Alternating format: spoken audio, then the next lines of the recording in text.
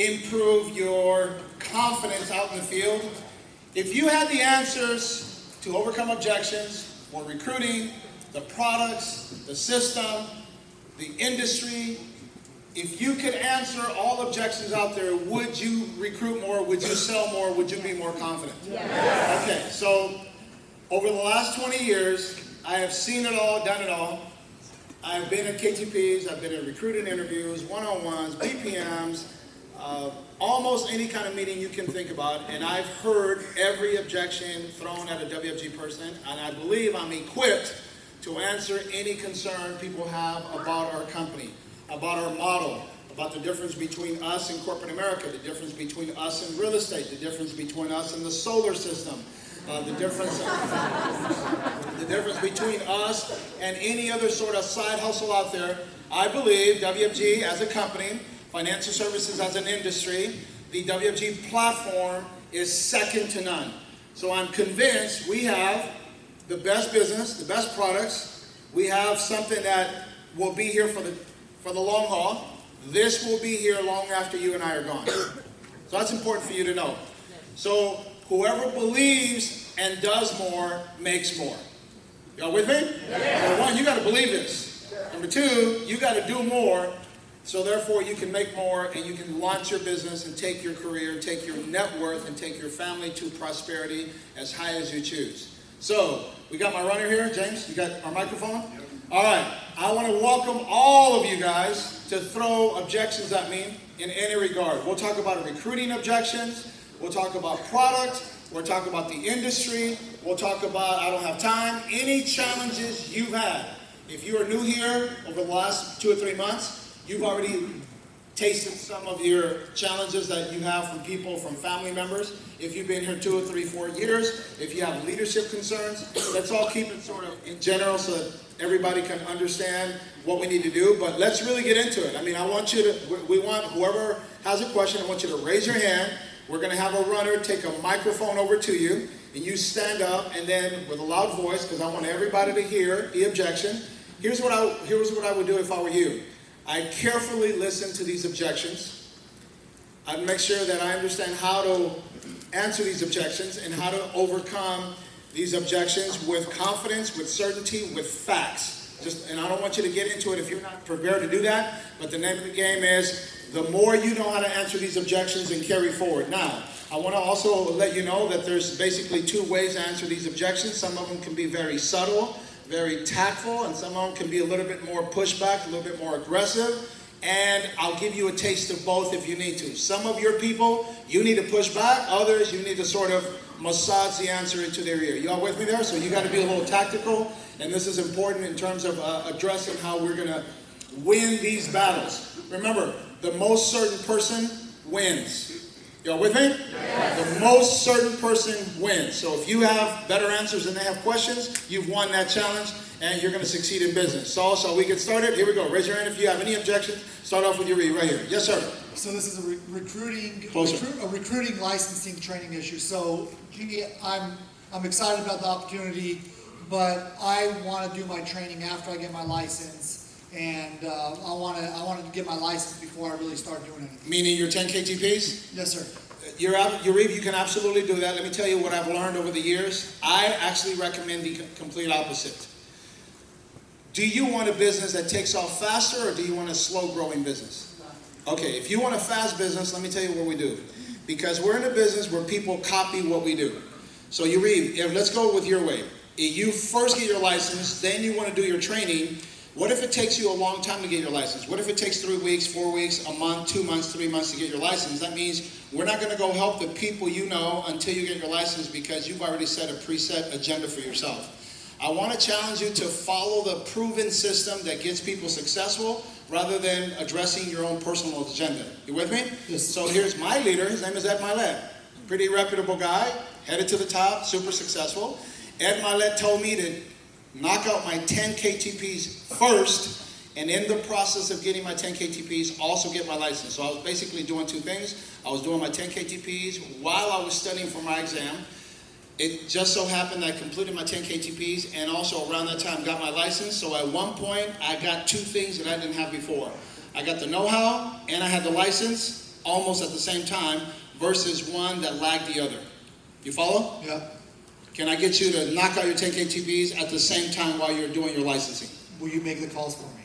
Will I make the calls for you? Some of them. Okay. Awesome. Beautiful. Thank you. All right, everybody got that? All right, so here's the deal. Listen, let me say this to you. There are some people out there that you want to enter WFG and you want to call the shots in terms of how this goes. You can do that only to find out that your people will also want to call the shots because you gave them a wrong example. Let me just tell you one thing.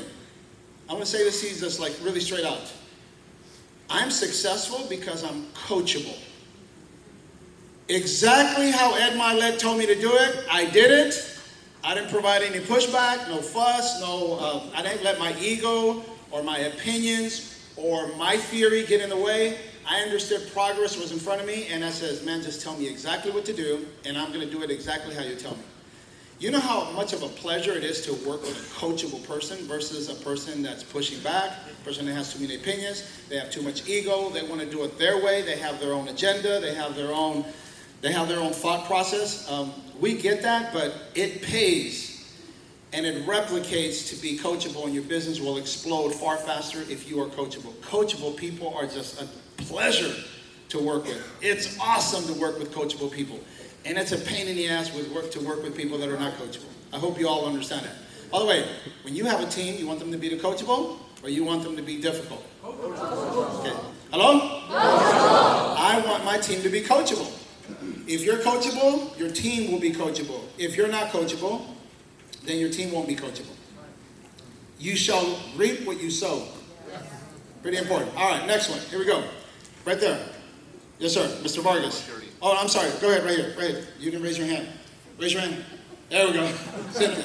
Yes, Okay. ma'am. Gee, I just want to know was your response when people to you at the end of the one-on-one and they said, "This is great. Speak up. This is great. I like what I see, but can I get back to you?" Well, of course you can. Let me ask you a question, though. How soon are you looking to get started? Well, as soon as possible. I just need to really look into it. Okay, when you say that, exactly what course of action are you going to take? Well, I'm probably going to talk to my spouse, make sure this is the right decision for us, Okay. and that if I'm going to do it, I'm really going to do this right. All right, well, that's fair enough. I understand that, Cynthia. Let me do this for you. Can you tell your spouse all the details like I can tell them? Probably not. Not probably not, absolutely not.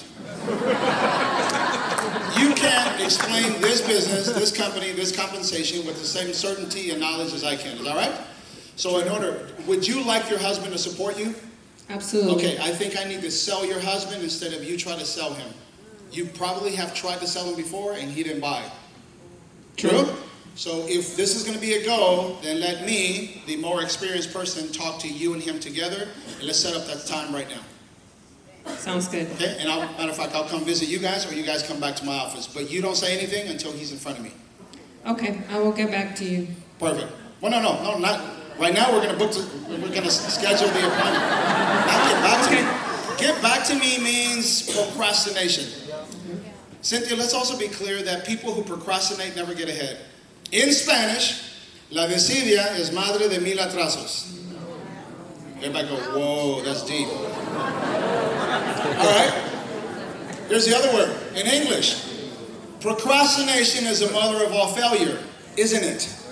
So think about how many people out there, their career should have started 2 or 3 years ago, but they've been procrastinating.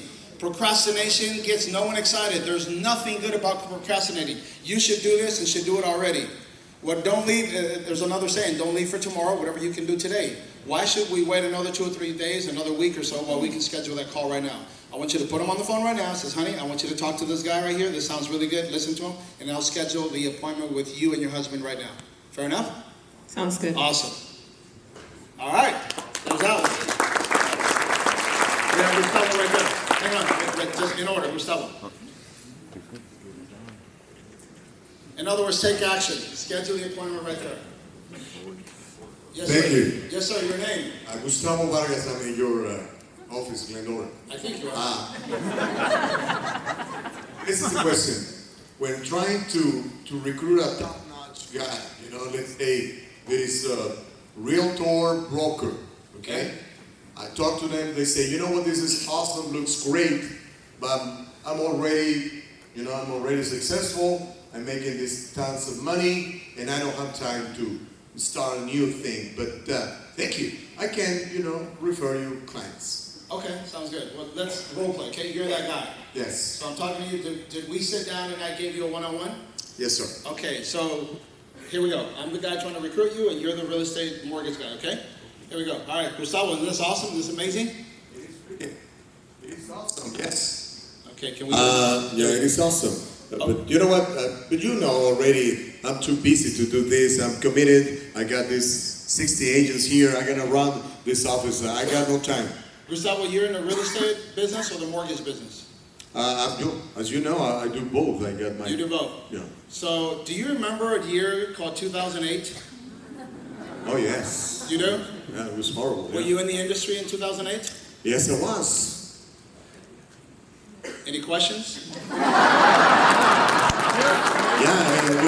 it was bad. It was bad. All right. So here's what happens. I don't know if we've heard it before, is real estate, mortgages is cyclical. It goes really good and then really bad. Yeah. One of the reasons, because I used to be in your shoes and I'm glad I'm not, I used to be in the real estate mortgage business and I saw the cycles of the industry. It got really good, rates were low, people were buying, there was a lot of movement, and then the real estate market corrected itself, and for the next 3, 4, 5 years, the real estate people, mortgages and real estate and escrow, they had a very challenging time. You had people that were driving nice cars, all of a sudden were driving hoopties. You had people that went back from the real estate industry into retail. They went back to their original trade because it's cyclical. So one of the recommendations I have for you is, brother, sharpen up. The recession is coming again. Matter of fact, there's a strong indication this year, 2020, the real estate market and mortgage business is going to correct itself. You need to be prepared for that. And by the way, when it happens again in another 8 to 10 years, you're going to be so far ahead of everybody who didn't. We offer renewals and trails, real estate doesn't. We offer bonuses, real estate doesn't. We offer a book of business that keeps paying you over and over and over again, while real estate doesn't. Your real estate commission is a one-time pop versus ours keeps paying over and over again. In our business, we have a thing called override. In real estate, you don't have any overrides, correct? That is correct. If you see that, we need to get started. If you don't see it, God bless you, and send me some referrals. You will help me build? Will I help you build? Of course, yes. All right, you guys all with me on that? Yeah. Do you know that the real estate market is going to be faced with a massive correction? All of you that have realtor friends and mortgage people, they're getting ready to get their you-know-what handed to them again. Because you can't sustain a big-time life in that industry because it gets good and it goes bad. It gets good and it goes bad. It's just this constant thing. I've seen it now happen in my lifetime 3 times. 3 times there's been massive corrections. If you're a millennial in here, you've not tasted that, but I've been around a little bit. I've seen this market go high and then low, and all the assets you build, you lose them, or they shrink in value. I don't know about you, but I'm not interested in shrinkage. Are you? I want to grow and keep growing and keep growing and keep growing. I want to amass wealth and keep doing it. So, sounds pretty good to me. Look at that. Everybody's got a smile on their face. That's freaking awesome. Some more than others. Very good. All right, questions? That's good. Right, raise your hand. Young lady right there. Give us your name and... Got it. Hi, Trisha here. Hi, Trisha. Hi. So the question is for someone that you're trying to recruit that's from another industry and they're seen as an expert within their industry, their credibility comes from that world. How do you, where do they fit? How do they translate in being a person in WFG? Like, if they're already preoccupied with their business, that's a completely different world. Well, okay. You're saying someone's really good in another industry? Say media. I'm sorry? Say like media. Okay. Like you? Yes. Okay, so Tricia, let's go. Let's go with this right here. Someone prospected you. Someone talked to you about the opportunity, right? Yeah. And I don't know if they said, are you looking for bigger and better? Are you interested in making more money? Are you looking for a second stream of income? One of those lines was probably utilized to attract you to our business, right? One of the lines that hit was helping other people in financial education. Okay, perfect. Yeah. So you yourself are going to learn financial concepts that you didn't know, and then all the people that you know, that's probably the same line you ought to use with them. For example, if you're a media person and you have your list of contacts, everybody's got a Rolodex. Today's Rolodex is called an iPhone. So you got all your contacts in your iPhone, and you make contact with these people. And you says, listen, Betty, I don't know if you know or not. Recently, I just got started with this new firm. Oh my God, girl, this stuff is amazing. This stuff is interesting. I want to sit down with you. Let's grab lunch or coffee, and I want to share with you some new concepts I've just learned. You've got to see this. You didn't say the name of the company. You didn't say the name of the product, but now you take your trainer, for example, if it's Carlos Bruner, and you, Tricia, show up to your new your friend, you bring credibility, he brings the expertise, and now you guys are sharing the WFG story with your prospects. So that's what I would do. Take the pressure off yourself and have your upline help you. There's a reason your upline is going to override you. Let your upline earn his overrides. Right, Charlitos? All right, there we go. All right, yes ma'am, right here. You guys learning or what? Okay, perfect. Here we go. Yes, ma'am. What's your name? My name's Brianna. Hi, Brianna. Hello. So I was sitting across the kitchen table on a practice appointment, and it was a family member who seems to be pretty knowledgeable about finances, accused us of using scare tactics about the market dropping. How would you overcome that? Okay, so role play with me. So Okay. basically accuse you of using scare tactics about the market dropping? Correct. Let me say to you, Mr. and Mrs. Client, or Mr. and Mrs. Prospect, that there is absolutely nothing scary other than the truth. Right? Right. You're not naive enough to believe the market isn't going to correct itself. Are you? No, that's a fair point. Okay. There's nothing scary, but that's the truth. Okay. See, the truth is the truth. We can't argue with history, and we can't argue with the fact that history will repeat itself. In 2008, the real estate market tanked. Stocks tanked, the recession was upon us, and people suffered financially. And by the way, that happens about every 8 to 10 to 12 years. We are right now overdue for a correction. If you think we're using that as a scare tactic, then, I appreciate your opinion, but the reality is it's coming whether you think it's a scare tactic or not. Awesome. Thank Got you. it? Yes. Thank Okay. you. True? All right. Yes, sir. Right there.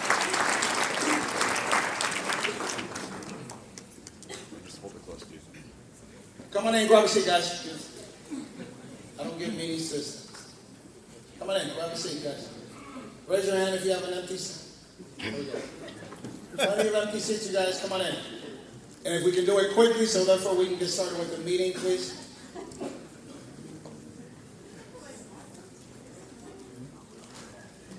I know, I'm such a control freak.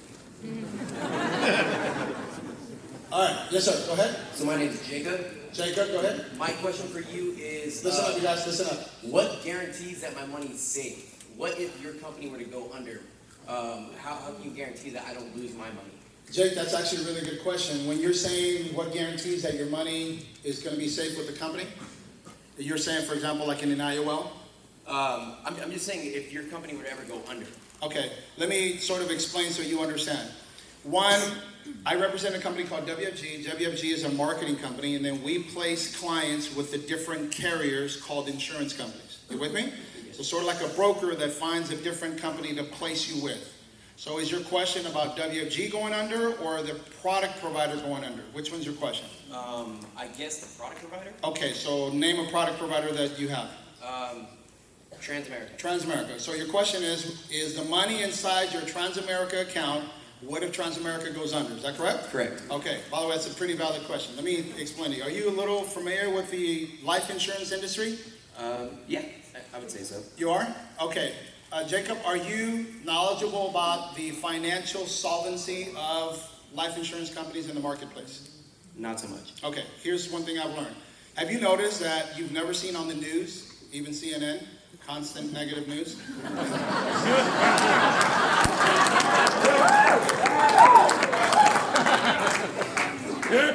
That doesn't mean I don't like my liberal friends. It's okay. Have you ever noticed that you never hear of life insurance companies going broke? That's true, I've never Okay, have you read up any? No. So it's one thing we understand. The government, the regulators, have a very strict policy with life insurance companies by which every dollar they put at risk, they need to have 2 or 3 in reserve. So if a life insurance company is going to put $1 million of life insurance on a client, and they're gonna risk that $1 million, they need to have $2 or $3 million in reserve in order for them to issue that $1 million of coverage. So that's one aspect. But the other aspect of it, insurance company receives your money, that goes into your cash value, and now they're obligated to invest that in conservative accounts, and now your money is placed in the S&P 500 and also the global markets. So your question is, can you lose your money if your money is going into the top 500 U.S. corporations? So I would say Coca-Cola, Home Depot, Microsoft, Apple, United Airlines, Southwest, Pepsi, all those, Amazon. If all those companies all went broke at the same time, then yes, you would lose your money. Right? You got it? I got it. The S&P 500, the Standard & Poor's 500 largest U.S. companies, that's where your money is placed into. If all of them go broke, then yes, you will lose your money. Has that happened? No. In the history of our economy, has that happened? No. Can it happen? Yeah. Arguably not. I can't imagine all of a sudden, this whole world got sunk in by the black hole and none of us are here, then it doesn't matter. You with me? I'm with you. Okay. So, anyway, you guys got that? Okay. All right. Yes, sir, right there.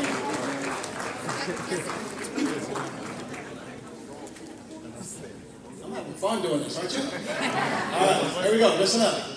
So my name is Rodolfo Garcia. Rodolfo? So this is one of the objections I had. Like he says, well, it looks too good to be true. How can you guarantee that I'm gonna get this, like the interest back on my account? In the IUL? Yes. Okay. Well, it's not that good to be true because we're not promising you 40%. We're saying minimum is 0.75 and maximum is 15%. So let me shift it around a little bit. Rodolfo, do you have a credit card? Yes. Don't credit cards charge you 18%, 20%, 22%? That's correct. Does that look too good to be true? It doesn't? No. So what you're saying is when you earn it, that looks to be too good to be true, but when you pay it, that doesn't look too good to be true. Is that correct? Hang on. Just keep in mind a couple of things here. Listen up. Institutions are really smart. They take in your money and they pay you so much, but then they loan you money and they charge you this much. Okay? Carlos and a lot of these other people here said if you put your money in the bank, they pay you 0.01%. So if you go to Bank of America and you deposit $100,000, they'll pay you 0.01%. But if you go to Bank of America and says, hey, can I have a credit card with a $100,000 limit or $10,000 or $20,000? What's your interest rate? 18%. So understand what's happening. They borrow your money at 0.01%, they loan it to someone else at 18%, and we think that's completely normal. True? Yes. All right. In this case, you're going to be earning what the credit card companies are collecting, and you think that's too good to be true. Yeah, you're right. It's all math. It's, by the way, who's paying it and who's receiving it. Remember, someone's always paying and someone's always receiving. What end of the spectrum you want to be on? Got it? All right. There you go. Peter Gus. Stand up. Peter Gus. The question would be, if you come across a client that says, I have a financial planner, why should I talk to you? Because my financial planner should know pretty much everything about finances. They should be able to help me. Where would you fit into the picture and how can you help me? Well, that's an interesting statement there, Peter. I notice you have a financial planner and somehow your financial planner has not introduced you to a tax-free retirement. Has he? No. Okay. Any further questions?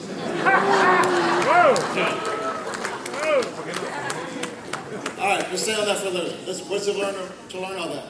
Let's talk about what a financial advisor, financial planner is for most people. It's basically people who are out there gathering assets. There are very few people that will teach you how to invest your money and also protect your family's income.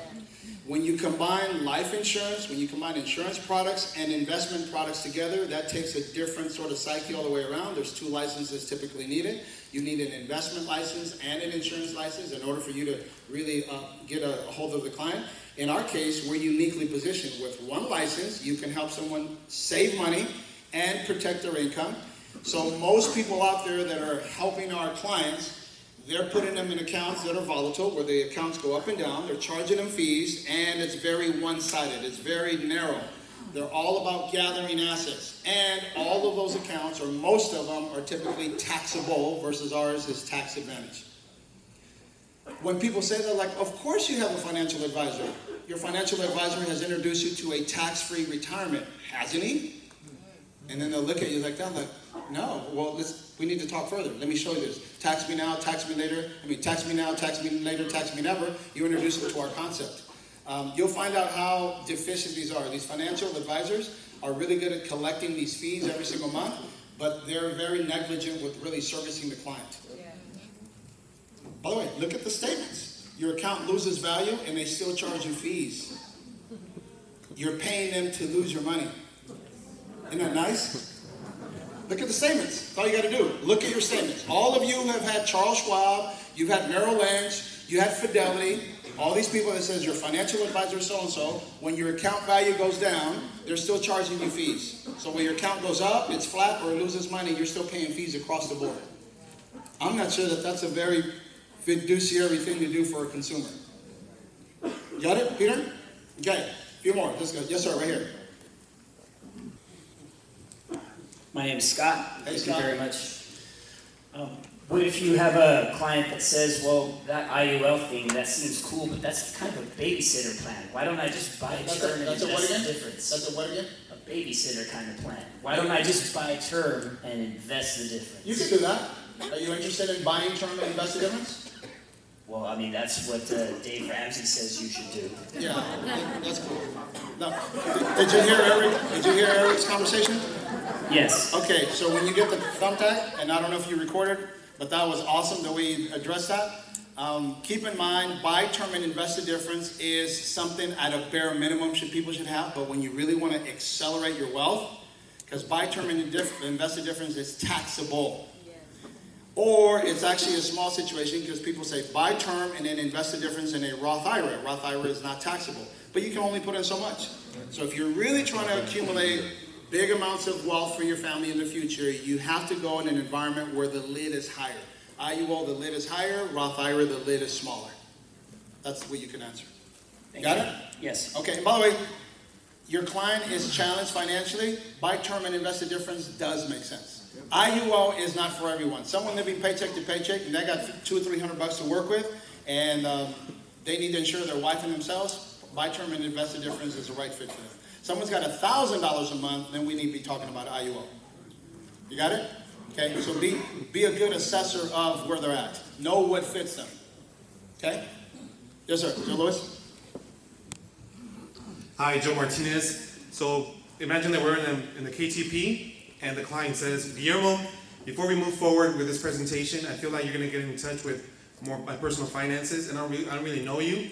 I don't really feel comfortable discussing this, especially in front of my cousin. He just told me that was part of his training, but I don't know, I feel good about talking about this. Hey, Joe, not a problem. Let's do this right here. For your cousin's interest, let me just go over some basic financial principles, some concepts. If any of the stuff we talk about is of interest to you, then I'll set up a different time where you and I can meet together, and that way he's not present with us. Fair enough? Okay. Then show him, tax me now, tax me later, tax me never. Show him the Rule of 72. Show him an illustration on term insurance. Jump into a couple of things. And then what he's saying is that the trainee does not have enough credibility with him, or he's awfully private about his finances, or there's like the little competition in the family about who has more assets and who's more in debt and that kind of stuff. So you gotta work with that. Always try to find something positive about every appointment. Clear? Yeah. That's good. All right, let's go. Right here.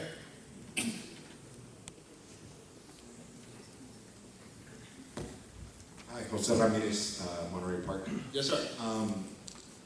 I really like what you're doing, and it's really great value. But I want to look into other options with other companies. Okay. Are you a client? Are you a referral? I did a one-on-one with somebody, and I really thought he was going to come on board, and that's what he. So this is a recruiting scenario? Yeah. Okay, all right, so we're trying to recruit you, and you came to a one-on-one? And then I'm trying to close you, and now you're saying you want to go explore other companies? Yes. Okay, Jose, that's absolutely good. Have you looked at any other companies? Not yet. You haven't? No. Okay, so we're the first company, and now you're going to go check out some other people? Correct. By all means, go ahead, man. All right, that's one way to go about it, right? It's not like I'm going to say something all of a sudden change his mind and say, yeah, that's right. Okay, here's my credit card. Sign me up right now. It's not necessarily going to happen. Jose, let me also warn you about the other thing. The financial services industry is very biased. First of all, if you do financial services, you're going to do it on a part-time basis, right? Right. So if you do it on a part-time basis, you've now narrowed the opportunities available to you from this many to this many. There's not but a few opportunities in financial services that will allow a person like you with no experience, with no license, to start on a part-time basis. You follow? Right. So there's us and a couple others, and I'm not going to tell you the names of those couple of others. You'll need to figure that out on your own. But let's suppose you land an opportunity with one of those others, and then you compare their model, you compare ours, and you compare their system and ours, and you compare the number of people that have been successful in that model versus ours. You'll find out that ours stands head and shoulders above everything they offer. But you need to know that for yourself. I would recommend you go do that, and as soon as you're ready, we'd love to have you back. Okay, thank you. Okay? Y'all understand that? Okay. Can a part-time person go work for Charles Schwab? No. Can they go work for Northwestern Mutual? Mutual of Omaha? Can you be a part-time State Farm agent? No. All of those require your full, undivided attention. You cannot work for any of these outfits part-time. They don't want your interest anywhere else. They want you captive, just selling their products. They want you behind the desk. They want you making calls. They basically want to own your life. There's a few places you can go to where you can start financial services on a part-time basis, just a few. And here they are. It's us. And then this one and this one. That's pretty cool, right? All right. Yes, sir. Mr. Hollenbeck. Yes. Is this commission? Give them. No, I didn't. Yeah, people in the back I want you to say that louder. Is this commission? Is it commission? Yes. Yes, a lot of it. You wouldn't be opposed to making a lot of commission, would you? No, but I feel comfortable with stability and safety. You have a job right now, Tim? I do. Okay, keep your job and then come make a lot of commission part-time. Sound good? Sounds good. Let's go.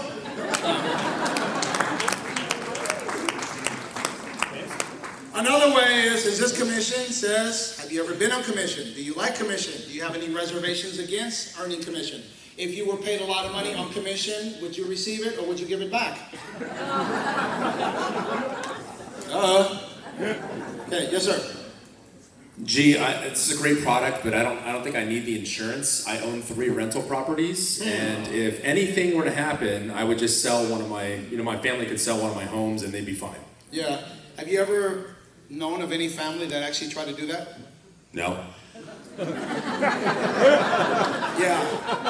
I'm Eric, so that you know, I'm personally aware of a very close friend of mine. Her mom passed away, and it's been 3 or 4 years, and that property has not been able to sell. There's probate, there's legal issues, there's all sorts of minutia that you got to go through before you're able to pull out the cash from that property. I personally know some. This is a personal knowledge. Mom passed away about 3.5, 4 years ago. The daughter received that property, and to this day, they've not been able to pull one dime out of that property. Matter of fact, the property taxes keep adding up, the weeds keep growing, the property is decaying, there's fees, there's legal fees, there's judge, you got to go see the judge. I mean, it's a process to try to pull money out of a property if a person is deceased. So I don't recommend that tactic. Here's one thing we do. We have policies where in 24 to 48 hours, the life insurance money is paid to the family when they need it. Here's one thing we know about a property. You can't go to the wall and pull out $20,000. Properties are not liquid, are they? No. Properties suck money from you. They don't give you money until they're sold, and there's a process for that as well. Switch to recruiting, G. Okay. Same thing, real estate. Okay. I make $120,000 a year. currently. Why should I join your company? My goal is to just save up and each year buy one small property. And my goal is retiring off of real estate. That's a pretty good strategy. Do you know anybody who's actually done that? Yes. You do? My uncle. Okay. That's good. Is he teaching you how to do that as well? Yes. Okay. One thing I can tell you, by the way, real estate, I have some real estate too, and it's a good business and the whole thing. But the thing about real estate, they don't tell you all the negatives. Eric, let's go there. When you buy a real estate property, there are 5 things you're on the hook for. Ready? Interest, principal, taxes, maintenance, vacancies. They don't explain all of those, do they? Guess not. Okay, all they say is the property appreciate and you make rental income. So I want you to picture, like me, I'm an investor. I always look at worst case scenario. So I want you to look at worst case scenario. You bought a property, you put some tenants in there, you have a job. From your job, you pay your own house, but your tenants are paying you rental property so that you can make the mortgage payment on that rental. So let's picture the worst case scenario. Your tenants don't pay, and you lost your job. So now you don't have rental income. Now you don't even have income to pay your own house. You're now in a position where you're at risk of losing both. That strategy sounds kind of flawed to me, right? Yeah. Okay, so that's one scenario. So I want you to understand that. Here's another thing too. I want you to compare real estate to our business. If you compare real estate, when you buy a real estate property, can a real estate property by itself recruit another real estate property? No. No. If I recruit you within 1 week, can we go recruit someone for you? Yes. Okay, can that person go recruit someone else? Yes. So all I have to do is recruit one person and that person can go recruit 100 people. I've never seen a property recruit another property. Okay, here's another thing too. Real estate properties pay income once a month if they pay. So a real estate rental pays rental income once a month. But if I recruit a guy like you, and you get licensed, and you're trained, and you're successful at this business, your production will pay me a rental income of Tuesday, Friday, Tuesday, Friday, Tuesday, Friday, Tuesday, Friday, every month. So there's 8 rental income checks coming from you a month versus my real estate property pays me rental income once a month. I don't know about you, but 8 sounds a lot better than 1. Don't you think so? Yep, with no overhead. But the other thing too is if that were the ticket, I'd be there. I want you to know that Guillermo Haro is a kick-ass business person no matter what the hell I do. If I was selling Tupperware, I'd sell the shit out of Tupperware. Okay? If I were in Mary Kay, I'd sell the shit out of that. If I was selling BMWs, I'd sell the shit out of those, right? If I were doing real estate mortgages, I'd be at the top. I'm going to figure out a way to get to the top. So question, why do I choose WFG? I'm a pretty smart guy. I look at all the pros and cons of WFG, and I look at all the pros and cons with all these other opportunities out there, and there's a reason I do this. 1, this is fun. Those other ones are stressful as hell. There's a lot of anxiety. People live unhealthy lifestyles in those other deals. Look at them. Look at them. Versus us, ours is fun. We do whooshes. Trips to Hawaii, rains. My spouse is in business with me. You understand? I control my time. I control my income. So if you look at the core value of a business in terms of all the juice in it and all the things that you can control in it, WFG by far is the best business model. Confirm it with Ed Milet. Why does Ed Milet back in the game with WFG? Because he tasted all those other stuff. He's like, no, dude, we by far have the best model. Yeah. It's the least risk, highest gain out there. And it's $100 to start. Try buying a rental property with $100. Clear? Yes. All right. Yes, ma'am. I'll get to you guys in the back right now. Hang tight. I'm fired up. Yes, ma'am. Chris King. Okay. I'm going to piggyback on Tim. Is it commission? I don't have a job. Stay right there. Okay. Have you ever been on any kind of commission deal? No. You haven't? Are you afraid of making money on commission? I'm afraid that it may not be stable. Okay. So that's not your concern? Do you have employment right now? Do you have a job? No, I don't. Okay, so I'm going to recommend the following. I want you to go find a job so therefore you can meet your stability needs. and then your part-time effort should be dedicated to this business, so therefore you have 2 streams of income, not just one. And we've taken your fear completely out of the game. Because people that live in fear don't do well. You can't be successful while you're scared. You with me? Yes. So I want you to be scared. I don't want you to be fearful. I want you to find a steady 9 to 5, paycheck to paycheck, pay your bills with that, but then come deposit some part-time hours here so therefore you can explode your income. Sounds good. Got it? Okay? All right, let's go away. Austin, way in the back over there. I'll get to that one over there too. And then this one right here. All right, there we go. Austin, before you say something, I want to tell you guys that it took me like, 3-4 visits to finally recruit this guy. He was the most skeptical person. He said, I want to see where you live, and I took him to my house. He said, I want to see your statements. I showed him my statements. Finally, he got phone number. So that's pretty cool. And that's why he's killing it in business now, right? Go ahead, Austin. Leave my people alone, too. Go ahead, Austin. Marketing director. Louder. Lester Daniel, marketing director. I was in WFG like 7 years ago, and it left a really bad taste in my mouth. Okay, you ever heard of mouthwash?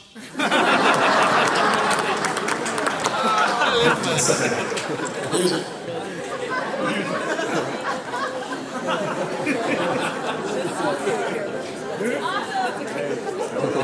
That's right. Listen, let me say this also to you. It's Austin, it's almost like you're saying 7 years ago I fell in love and then it didn't go good, so I'm never going to fall in love again. Is that the way you want to see it?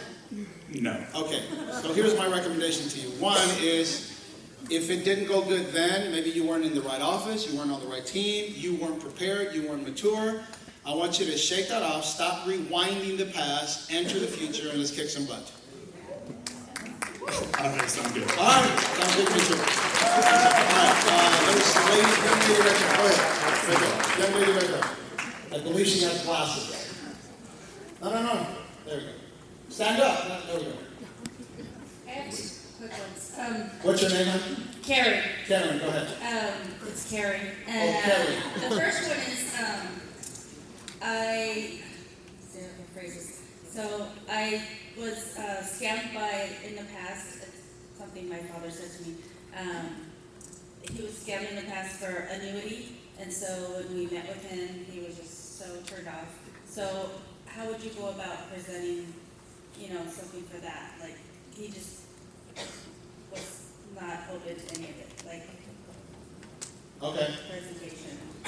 So you scheduled a KTP with your dad, and your dad had a bad experience with an annuity Yeah. several years ago? Yeah, he was giving money to somebody who was supposedly putting in an annuity and it wasn't.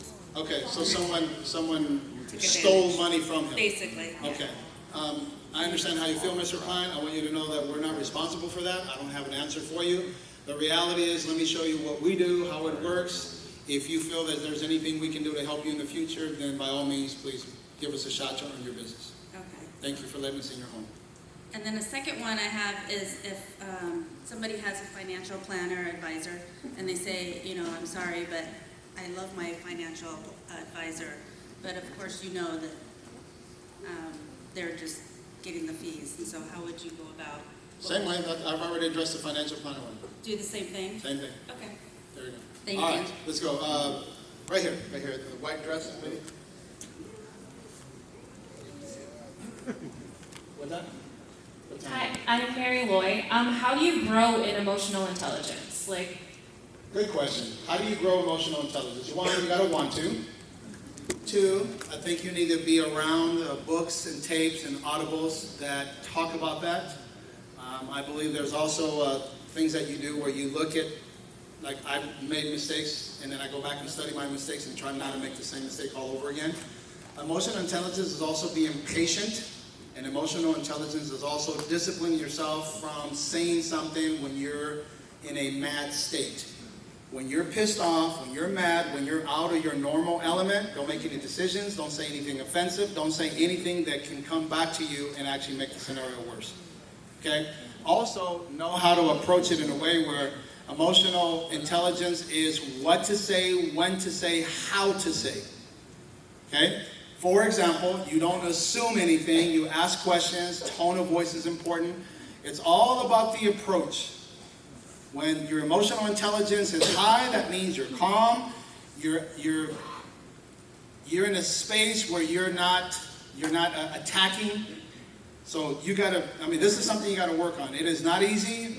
Most people do not operate with high degrees of emotional intelligence because most people are instantly, quickly in another state of mind. Their emotions change. In this business right here, if you're gonna grow a big team, if you're gonna amass a lot of wealth, if you're gonna know how to juggle personalities, if you're gonna be a top-notch person, the first thing you really need to look at is your emotional intelligence. You got to up that. You got to understand human nature, what works with certain people, what ticks them off. So it's just constantly being around people, studying people, working on yourself, developing your skills, being disciplined, being patient, smiling even when you don't want to. That's all part of emotional intelligence. Make sense? That's a good question. Yes. All right. Right here, lady in the glasses. We'll take a few more because I'm getting hungry. Hi, my name is Mia. Hi, Mia. And so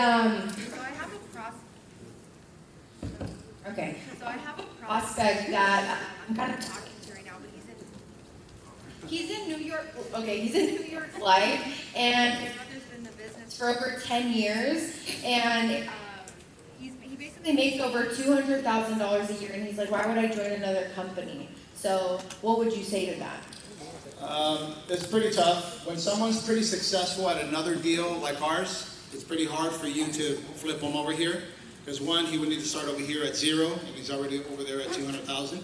But what you can do is you need to explain the difference between a personal producer model versus a building recruiting model. If you can explain that to him, I want you to know that several people from the industry have converted over to the recruiting building model. So therefore, they can now regain back their life.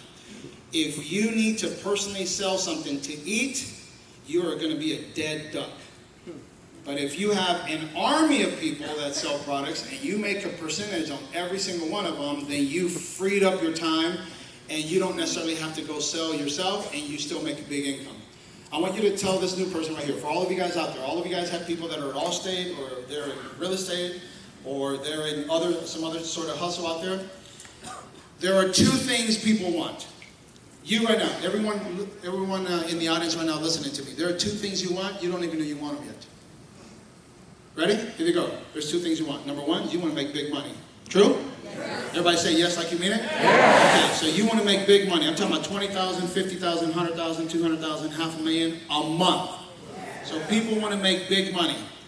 But you want to make that big money, you also want to have the time to enjoy it. You want to be able to say, I have all this money coming in, but I also have the time to enjoy it. I get to play golf during the day. I get to take my kids to recitals and practices in schools. I get to be at home. I can go get a massage. I can do stuff during the day while everybody else is in traffic, dealing with a job. I own my time. Very few people make big income and own their time.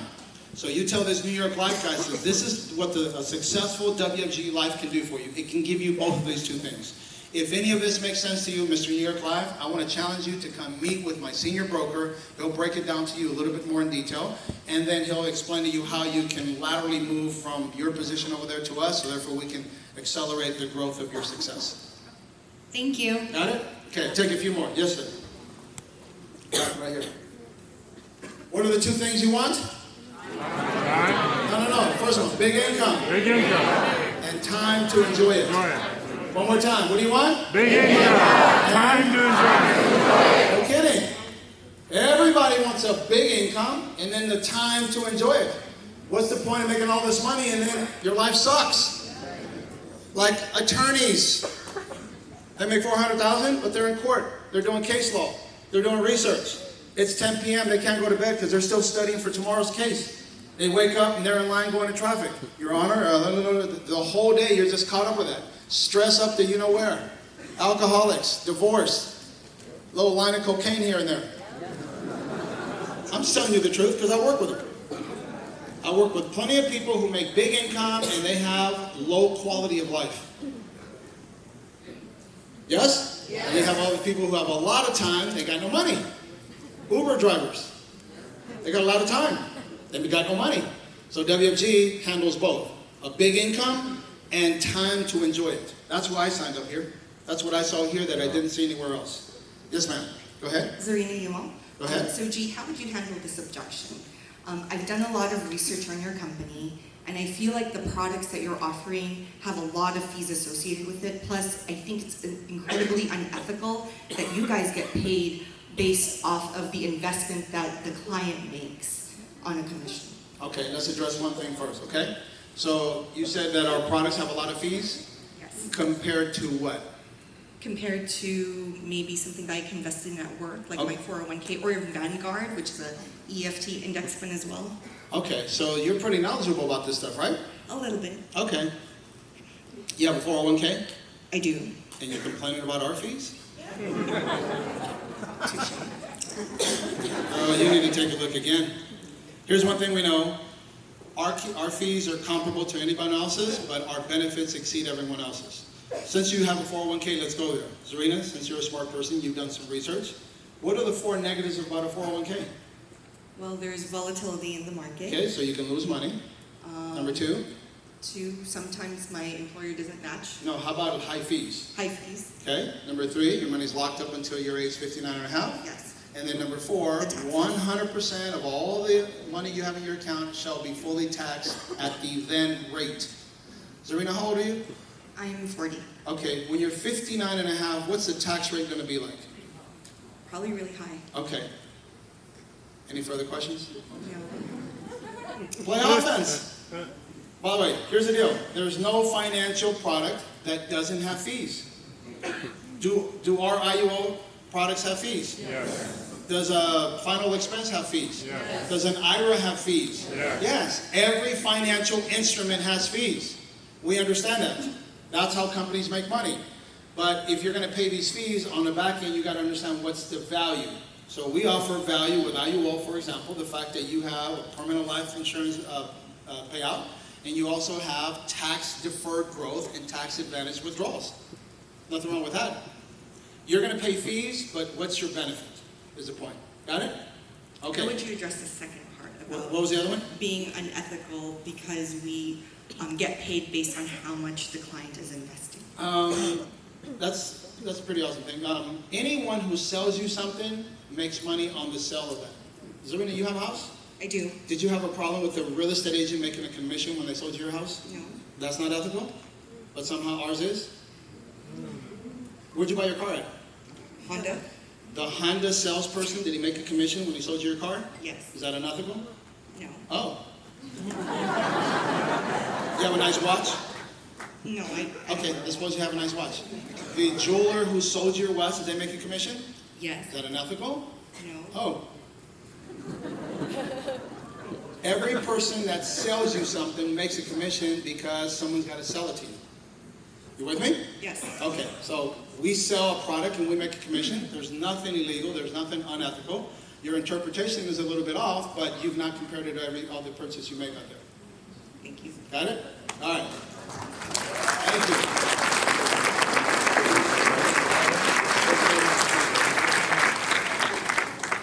Hi, my name is Audrey Yoshimatsu. Audrey? Yes. Yes, ma'am? Go ahead. I got a quick question. So, Put the mic up to your mouth. Cool. Where would I go ahead and find a success mentor? Where? Yes. Here. Okay.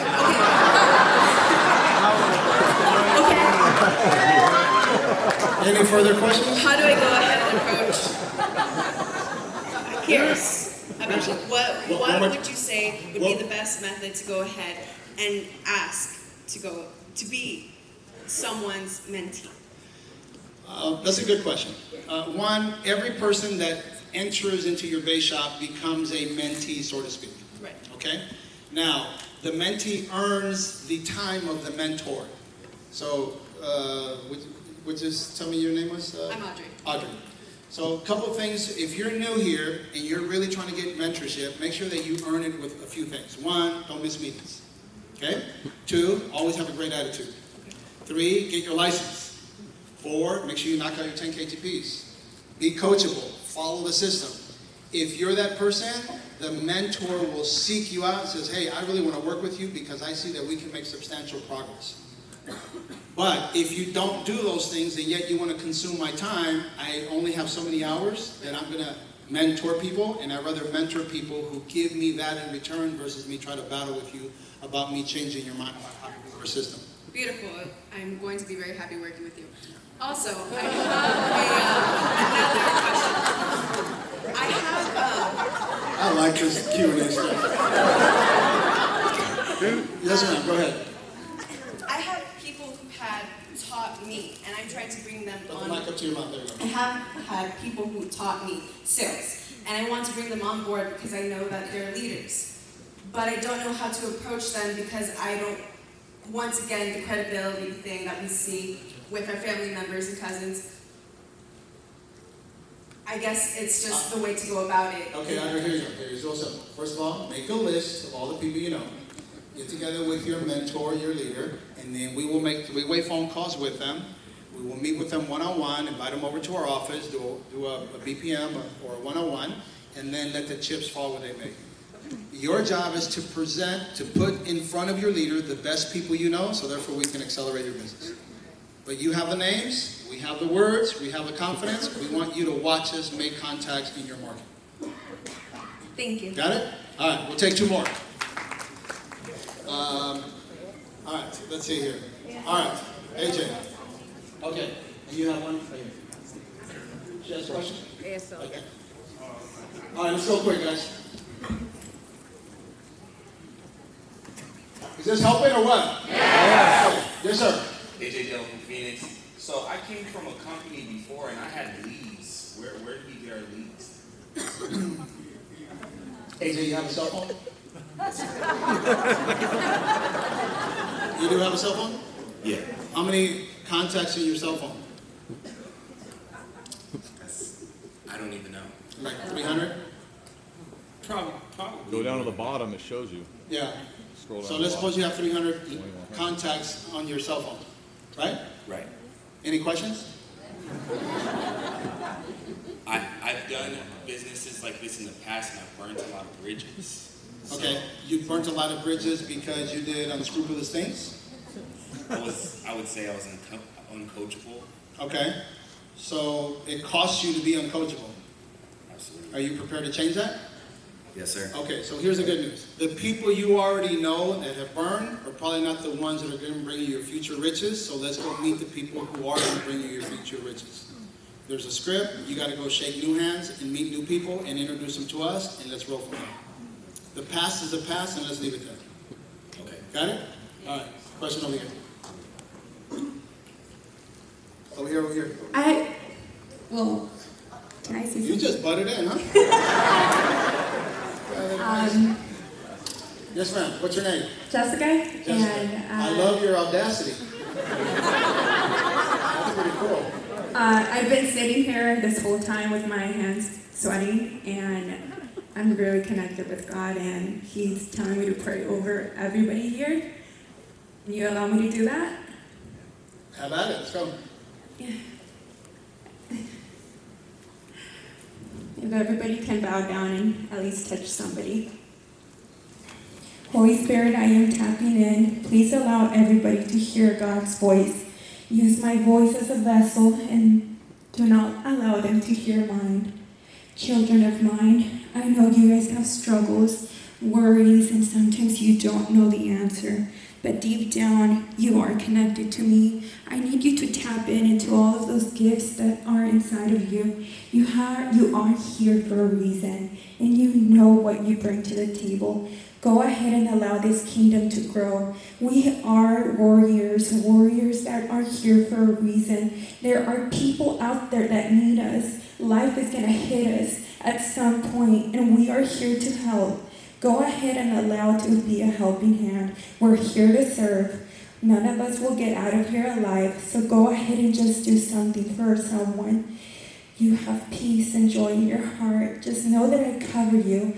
I cover you. Know that you're doing such a beautiful thing for all my people. Just go ahead and keep walking forward. That I cover you with my heart, my son. The weapon will be there, but it will not prosper. Just go ahead, keep going. In Jesus' name I pray, amen.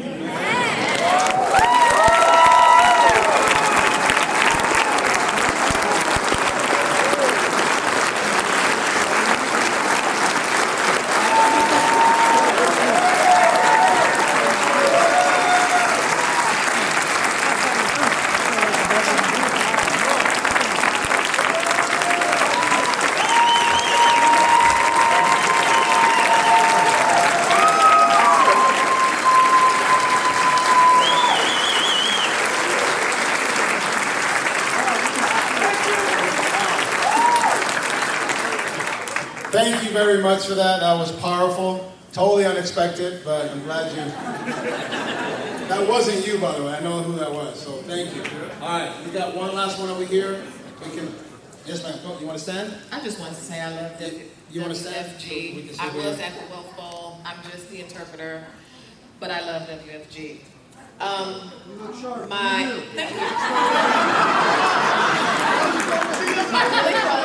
My really close friend, Joseph, we work together. We're sign language interpreters. We freelance. We work for colleges. We work together. We've known each other forever. But anyway, I digress. I had a Primerica policy. I had HAD passed. I had a Primerica policy. And my friend educated me on the type of policy that I had, and it broke my heart because I did not know if I outlived my policy. More than likely, I will outlive my policy. I am healthy. I'm 41. I will outlive my policy. And I make good money. My children are used to a good life. We live well. If something happens, God forbid, I am a single parent. My children see their dads every day. Their dads have great jobs. Their dad has employment. They have insurances too. But if I were to die past my term policy, I would not have left anything to my children. And then I would be too old to renew the policy and pay the same premium that I paid. I would not be able to afford that. So I'm so happy that this agent here, he saw what I had, we looked, he was like, oh no, Ronnie, you can't do this. Let me change you, let me change it. So he changed it, and I do have WFG products. So I just want to say thank you for that. And Primerica was very upset that I canceled my policy. They sent me a very long, my agent was very upset. They sent me a very long text message, not an email, a very long text message telling me how you guys are all a fraud and I'm going to be upset that I changed my policy and that you guys make more money than Primerica and they cannot believe that I would even sit and listen to anybody change my mind about it. And I didn't respond, but I'm just happy that I have been educated. I'm happy that, for me, in my family, we talk about death a lot. Fortunately, we have not had a lot of people die in our family, but one day I'm going to die, and I know that. Nobody escapes death. I am going to die. And I feel a little bit more comfortable when I get up in the morning and I pay my premium. So if I die today, I'm all right.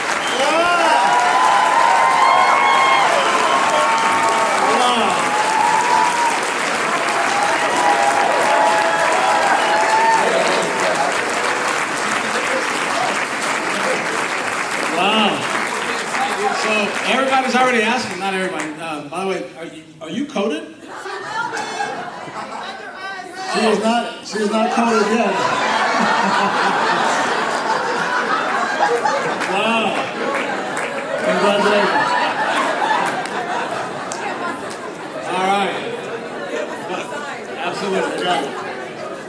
Ladies and gentlemen, I hope you have prospered at this meeting. I hope all of you guys are going to have an incredible 2020. We love you guys. We'll see you guys all at the top. Take care.